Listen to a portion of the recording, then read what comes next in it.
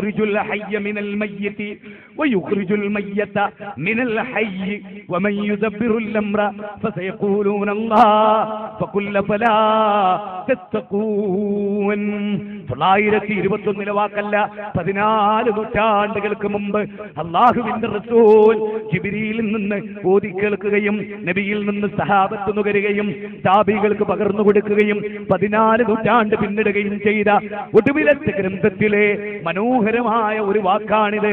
ഖുൽ, ചോദിക്കുക നബിയേ, മയ്യർസുഖുകും മിനസ് സമാഇ വൽ അർദ്, പറയുക നബിയേ, ആകാശത്തു നിന്നും ഭൂമിയിൽ നിന്നും നിങ്ങൾക്ക് ആഹാരം നൽകുന്നതാരാ? അതെ, നിങ്ങൾ ചിന്തിക്കണേ, ലാത്തയാണെന്ന് മറുപടിയില്ല, മനാത്തയാണെന്ന് മറുപടിയില്ല, ഉസ്സയാണെന്ന് മറുപടിയില്ല, അമ്പിയാക്കളാണ്, ഔലിയാക്കളാണ് എന്നവർ പറയുന്നില്ല. അമ്മൻ യംലിക്കു സമഅ വൽ അബ്സാറ, നിങ്ങൾക്ക് കേൾവി നൽകിയതാരാ, കാഴ്ച നൽകിയതാരാ എന്നവരോട് ചോദിച്ചാൽ അല്ലാഹ് അല്ലാഹ് എന്നതല്ലാതെ വീണ്ടും വമൻ യുഖ്രിജുൽ ഹയ്യ മിനൽ മയ്യിതി വയുഖ്രിജുൽ മയ്യത മിനൽ ഹയ്യ, നബിയേ, നിർജീവാവസ്ഥയിൽ നിന്ന് ജീവാവസ്ഥയിലേക്കും ജീവാവസ്ഥയിൽ നിന്ന് നിർജീവാവസ്ഥയിലേക്കും കൊണ്ടുപോകുന്നതാരാ എന്നവരോട് ചോദിച്ചാൽ അല്ലാഹ് അല്ലാഹ് എന്നവർ പറയും.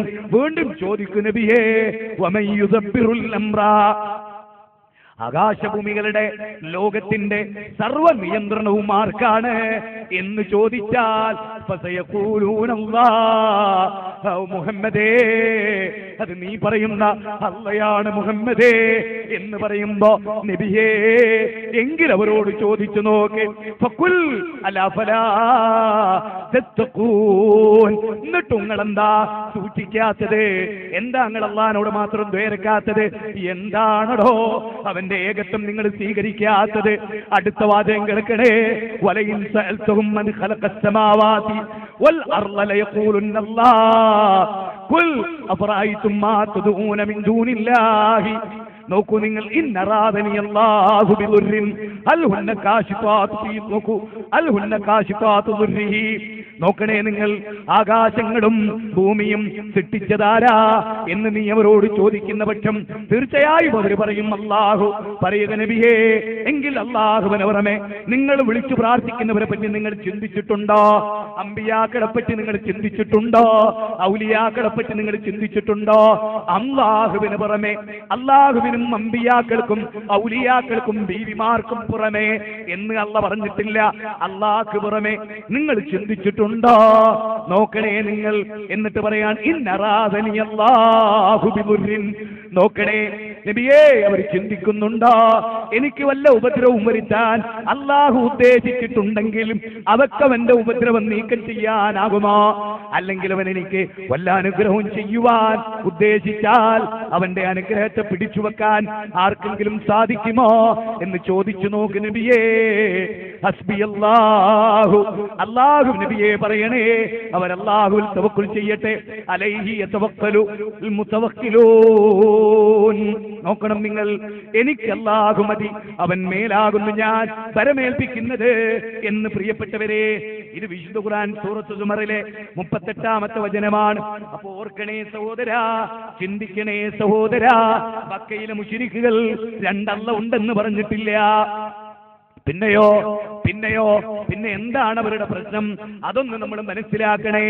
അതാണ് സൂറത്ത് സുമറിലെ അലാലില്ലാഹി ദീനുൽ ഖാലിസു വല്ലദീന തഖദൂ മിൻ ദൂനിഹി ഔലിയാ മാ നഅബ്ദുഹും ഇല്ലാ ലിയുഖർരിബൂനാ ഇലല്ലാഹി സുൽഫാ. നോക്കണേ, അല്ലാഹുവിനല്ലാതെ നിഷ്കളങ്കമായ കീയൊതുക്കം പാടില്ല. അവര് പറയുന്നത് എന്താ? മക്കയിലെ മുശ്രിക്കുകൾ പറഞ്ഞതെന്താ? ലിയുഖർരിബൂനാ ഇലല്ലാഹി സുൽഫാ.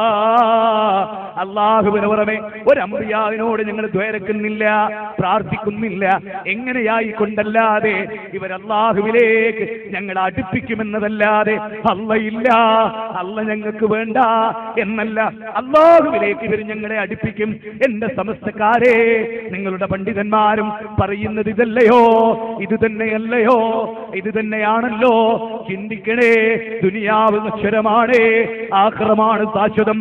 അതുകൊണ്ട് പരലോകത്തിന് വേണ്ടി ഓർക്കണേ, ചിന്തിക്കണേ, മടങ്ങിപ്പോണേ എന്നാണ് നിങ്ങളോട് സൂചിപ്പിക്കാനുള്ളത്. ഇനിയോ വീണ്ടും നിങ്ങളൊന്ന് ചിന്തിക്കണേ, എന്താ അവരുടെ പ്രശ്നം? അവര് പറയുന്നത് അല്ലാഹുവിലേക്കൊരു ശുപാർശകൻ.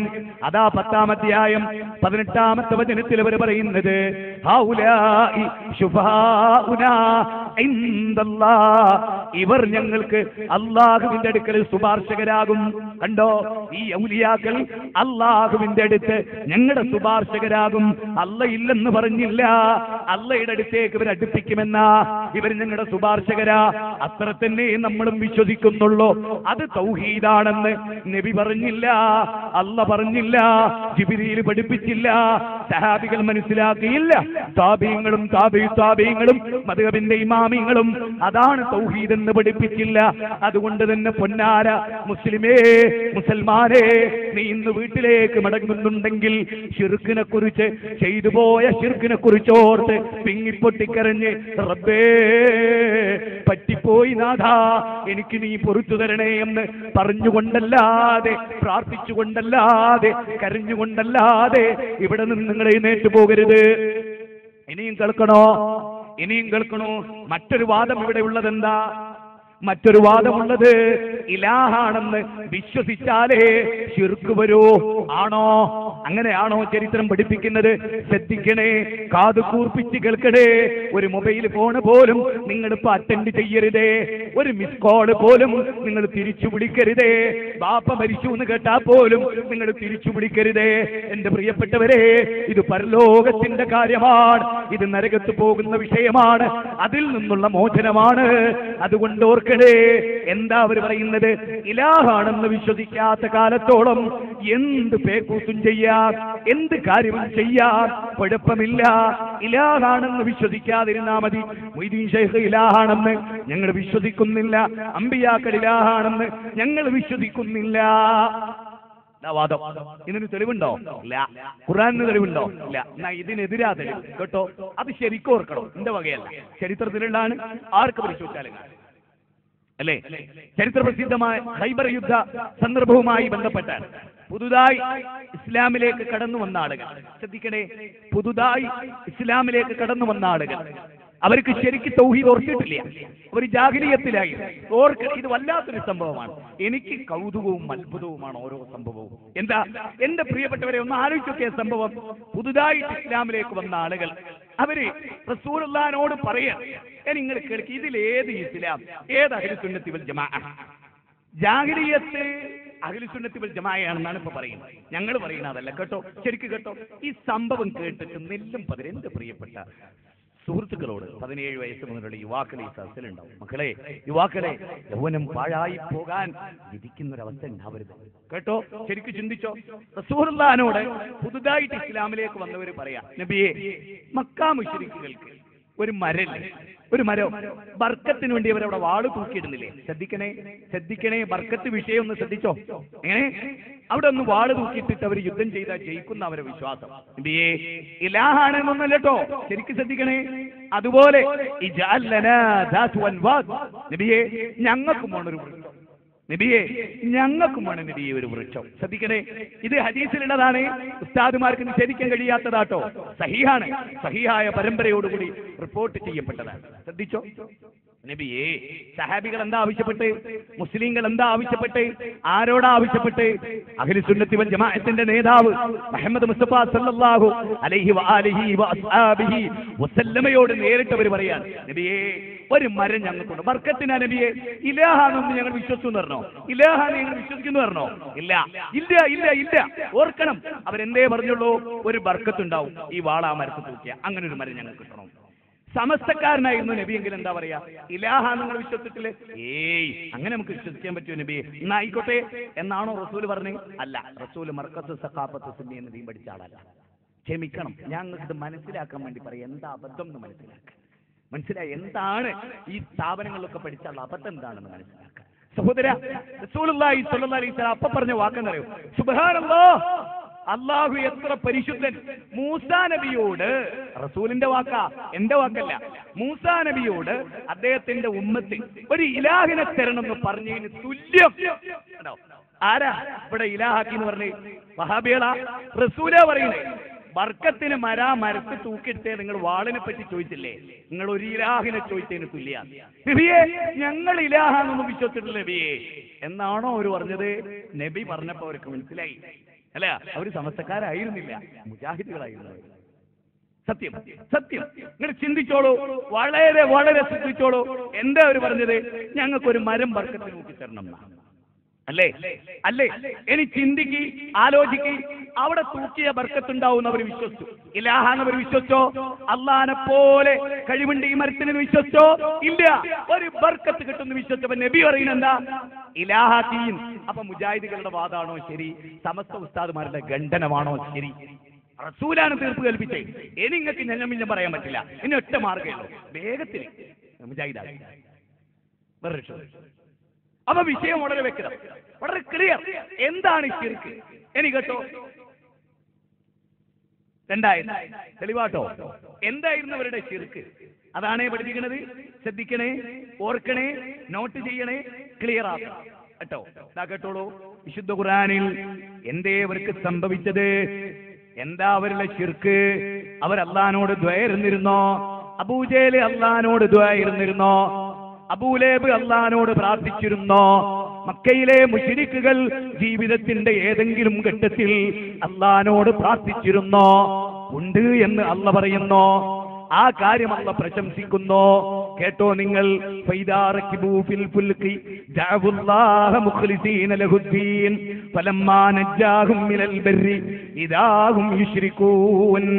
കേൾക്കണേ നിങ്ങൾ. സൂറത്ത് അങ്കബൂത്ത് 65-ാമത്തെ വചനമാണ്. എന്നാൽ അവർ, മക്കയിലെ മുശ്രിക്കുകൾ കപ്പലിൽ കയറിയാൽ അള്ള പറയുന്ന വാക്കാ. അവര് കപ്പലിൽ കയറി കടലിലൂടെ സഞ്ചരിച്ചു കൊണ്ടിരിക്കുന്നു. ആ കടൽ എങ്ങനെ ഇളകി മറിയുന്നു, ആർത്തിരമ്പുന്ന തിരമാലകൾ വരുന്നു. അപ്പോൾ അവരതാ കീഴ്വണക്കം അല്ലാഹുവിനാക്കിക്കൊണ്ട്, നിഷ്കളങ്കമായിക്കൊണ്ട്, കാപട്യമില്ലാതെ, വഞ്ചനയില്ലാതെ, കുഫറില്ലാതെ, ശിർക്കില്ലാതെ കീഴ്വണക്കം അല്ലാഹുവിനാക്കിക്കൊണ്ട് അവരല്ലാഹുവിനോടതാ പ്രാർത്ഥിക്കുന്നു. എന്നിട്ടോ അള്ള പറയാണെന്ത്? കടലിൽ അവരിയ്ക്കുമ്പോ, കപ്പലിൽ അവരിയ്ക്കുമ്പോ കടലിൽ മുങ്ങിപ്പോകുമെന്നവർ വന്നാൽ മുഖ്ലിസീന ലഹുദ്ദീൻ, നിഷ്കളങ്കരായിട്ട് അവർ അല്ലാഹുവിനോട് പ്രാർത്ഥിക്കുന്നു. ഫലമ്മാ നജ്ജാഹും മിനൽ ബർരി ഇദാഹും യുശ്രികൂൻ. പിന്നെന്താ അള്ള പറയുന്നത്? അള്ള പറയാത്തോ, മക്കയിലെ മുശ്രിക്കുകൾ കടലിൽ നല്ലോല അല്ലേ പറയണേ? ഓലിന്നോട് നിഷ്കളങ്കായിട്ട് പ്രാർത്ഥിക്കും. മനുഷ്യന്റെ ഹൃദയം അറിയുന്ന റബ്ബാ പറയുന്നത്. കാപട്ടില്ലാതെ അവർ പ്രാർത്ഥിച്ചേന്ന്. നിഷ്കളങ്ക. അള്ള എന്താ പറയേണ്ടത്? ഓല് ഉള്ളിലൊന്നും പുറത്തൊന്നും. മുസ്ലിയാക്കന്മാർ എങ്ങനെ കേട്ടോ പ്രചരിപ്പിക്കുന്നത്? അള്ളാഹ്ക്ക് അവരെ മനസ്സറിഞ്ഞില്ല എന്നാണ് മുസ്ലിയാക്കന്മാർ പറയുന്നത്. ഞങ്ങളതല്ല. അള്ള പറയണെന്തറിയും? മുഖ്ലിസീന ലഹുദ്ദീൻ. അവർ ശരിക്കും ആത്മാർത്ഥമായിട്ടാണ് അവർ കടലിൽ എന്നോട് പ്രാർത്ഥിക്കുക. അതുകൊണ്ട് ഞാൻ അവരെ രക്ഷപ്പെടുത്തും. അതുകൊണ്ട് ഞാൻ അവരെ രക്ഷപ്പെടുത്താറുണ്ട്. ഈ മുശ്രിക്കുകളെ എന്നോട് പ്രാർത്ഥിച്ചു എന്നുള്ളത് കൊണ്ട്. അതുകൊണ്ടല്ലേ കുൽമായും റബ്ബി ലൗലാ ദുആഉകും, നിങ്ങൾ എന്നോട് പ്രാർത്ഥിച്ചില്ലെങ്കിൽ ഞങ്ങളെ പരിഗണിക്കൂല. ഇതിന്റെ തഫ്സീർ നോക്ക്, മുശ്രിക്കുകളെ കുറിച്ച് ചർച്ച. അള്ളാനോട് അവർ ഇടക്കൊക്കെ പ്രാർത്ഥിച്ചുകൊണ്ട് അള്ള അവരെ പരിഗണിച്ച് വമ്പിച്ച ശിക്ഷകൾക്ക് അവരെ വിധേയമാക്കാതിരുന്ന ഈ ലോകത്ത്. തഫ്സീർ എടുത്ത് പരിശോധിക്കേ. 25-ാം അധ്യായം 77-ാമത്തെ വചനം. ഇനി കേട്ടോ, ഇവിടെ എന്താണ്? കടലിൽ അവർ അള്ളാനോട് മാത്രം ദ്വയർന്നു. അതിനെപ്പറ്റി അള്ള പറയുന്നു, അവർ യഥാർത്ഥ ഇഖ്ലാസോടുകൂടി ദ്വയർന്നു. പിന്നെ അവർക്ക് സംഭവിക്കുന്ന ശിർക്ക് എന്താ? എന്താ? രണ്ട് ഇലാഹുണ്ട് എന്നാ, അല്ലെങ്കിൽ ബിംബത്തിന്റെ മുമ്പ് പോയി നിന്നാ? അല്ല കേട്ടോ, കരയിലേക്കാട്ടെത്തും. കരയിലേക്ക് നാം അവരെ രക്ഷപ്പെടുത്തും. എന്നോട് മാത്രം ദ്വയർന്നതിന്റെ പേര്. ഫലമ്മാ നജ്ജാഹും മിനൽ ബർരി ഇദാഹും യുശ്രികൂൻ. കരയിലെത്തി അവരെന്നോടല്ലാത്തവരോട് ദ്വയർക്കും. അവരതാ ശിർക്ക് ചെയ്യുന്നു. അപ്പൊ കടലിൽ അള്ളാഹിനോട് മാത്രം പ്രാർത്ഥിക്കുന്നതിന് തൗഹീദും, കരയിലെത്തിയിട്ട് മഹാന്മാരോട് വിളിച്ച് ദ്വയർക്കുന്നതിന് ശിർക്കുന്ന് മുജാഹിദുകളല്ല പറഞ്ഞു, അള്ളയാണ് പറയുന്നത്. ഇനി നിങ്ങൾക്ക് നേരം എടുക്കുന്നില്ലേ? ഒറ്റ മറുപടി എനിക്ക് ഇതിനുള്ളൂ. ഹിദായത്ത് തരാൻ അള്ള കണക്കാക്കിയിട്ടുണ്ടാവില്ല എന്നുള്ളതല്ലാത്ത ഒന്നും എനിക്ക് ഇതിനെ പറ്റി പറയാനില്ല. തെളിവ് കൊണ്ട് നിങ്ങൾക്ക് ബെറ്ററായിട്ട് കിട്ടിക്കഴിഞ്ഞു. ഇനി ഇതിനേക്കാൾ ഒരു തെളിവ് നിരത്താൻ ഈ വിഷയത്തിൽ ഇല്ല കേട്ടോ. അടുത്തത് കേട്ടോ, വൈദാ ഹശിയഹും മഅ്ജും ഖല്ലുലലി ദഅവു അല്ലാഹ മുഖ്ലിസീന ലഹുദ്ദീൻ ഫലമ്മാ നജാഹും മിനൽ ബർരി. നോക്കൂ, ശ്രദ്ധിക്കണം. ഇനി എന്താ? പർവ്വതം പോലെയുള്ള തിരമാലകൾ അവരെ മൂടിക്കളഞ്ഞാൽ കീഴ്വണക്കം അല്ലാഹുവിനെ മാത്രമാക്കിക്കൊണ്ട് അവനോട് അവർ പ്രാർത്ഥിക്കുന്നതാണ്. എന്നാൽ അവരവൻ കരയിലേക്ക് രക്ഷപ്പെടുത്തുമ്പോഴോ അവരിൽ ചിലർ മാത്രം മര്യാദ പാലിക്കുന്നവരായിരിക്കും. ഉണ്ടോ? എന്താ മര്യാദ? കടലിൽ അള്ളാഹിനോട് ദ്വേർക്കുക, കരയിലും അള്ളാഹിനോട് ദ്വേർക്കുക. അതാ മര്യാദ. മര്യാദ കെട്ടവനാ മൊയ്തീൻ ഷെയ്ഖിനോട് ദ്വേർക്കുക, മര്യാദ കെട്ടവനാ മമ്പർന്നങ്ങളോട് ദ്വേർക്കുക. ഞാനല്ല പറഞ്ഞേ, പടച്ചോനാ പറഞ്ഞ. 31-ാം അധ്യായം 32-ാമത്തെ. അല്ല പറയാം, മര്യാദകേടാണ്. അമ്പിയാക്കളോട് ദ്വേരക്കലും മര്യാദകേടാണ്. അതുകൊണ്ട് ഞങ്ങൾ ഇവിടുത്തെ മുസ്ലിങ്ങളോട് പറയുന്നു, മര്യാദ കെട്ടവരാകരുത്, നിങ്ങൾ മര്യാദ ഉള്ളവരാകരുത്. നിങ്ങൾക്ക് എന്താ മനസ്സിലാക്കാൻ ഇനി പണി? ശരി, അപ്പൊ ശിർക്ക് എന്താന്ന് വളരെ കൃത്യമായി. അപ്പൊ അള്ളാഹിനോട് മാത്രം. നിങ്ങൾ ആലോചിച്ചിട്ട്, ഞാൻ എന്റെ കൂടെ ഒരു സമസ്തക്കാരനായ പ്രവർത്തകൻ ഒരു യാത്രയിൽ, അല്ല സൗഹൃദത്തിലൊക്കെ ഞങ്ങളൊരു യാത്രയിൽ, അപ്പോ വീട്ടിൽ നിന്ന് ഇറങ്ങി ബിസ്മില്ലാഹി തവക്കൽതു അലല്ലാഹ് എന്ന് അവനും പറഞ്ഞു, ഞാനും പറഞ്ഞു. ഞങ്ങൾ രണ്ടുപേരും ബസ്സിൽ കയറി. സുബ്ഹാനല്ലദീ സഖറ ലനാ ഹാദാ വമാ കുന്നാ, അവനും ഞാനും പറഞ്ഞു. അത് കഴിഞ്ഞ് ബസ് ഒരു സ്ഥലത്ത് നിർത്തിയപ്പോൾ ഞങ്ങൾ ഒരു സ്ഥലത്ത് ഇറങ്ങി.